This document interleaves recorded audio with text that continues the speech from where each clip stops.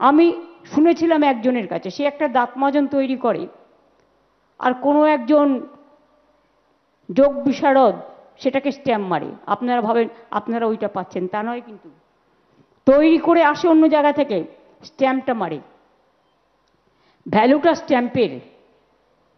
এখান থেকে ব্যাগ তৈরি হয়ে চলে যাচ্ছে, আপনি কিনছেন 50,000 60,000, আর আমি ইচ্ছা করে দাম করবার জন্য সেদিনকে 3-4টে ব্যাগ কিনলাম।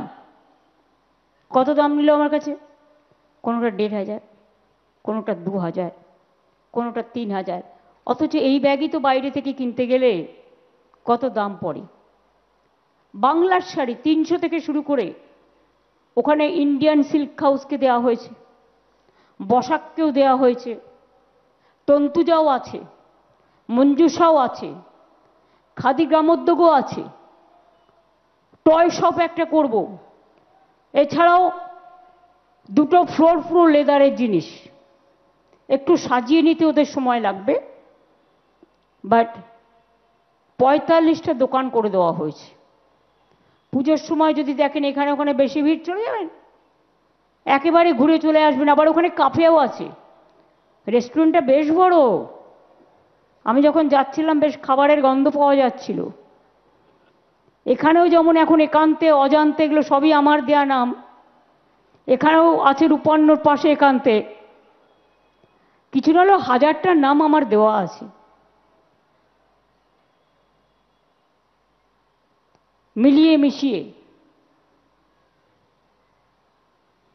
তার কারণ অনেক নাম তৈরি করে দিতে হয়। কারণ কোথাও আমার কন্যাশ্রী, কোথাও শিক্ষাশ্রী, কোথাও ঐক্যশ্রী, কোথাও মেধাশ্রী, শিক্ষা জগৎ।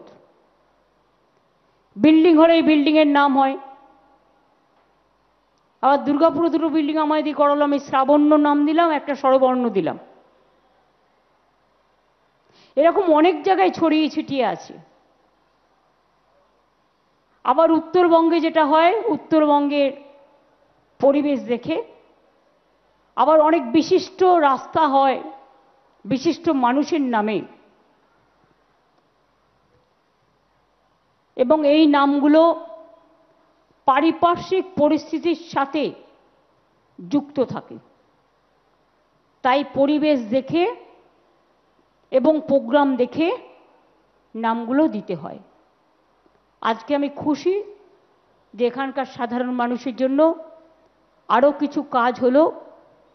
যারা নিজন্য এবং সুজন্যতে যাবেন তাদের জন্য আমার অনেক শুভকামনা রইল।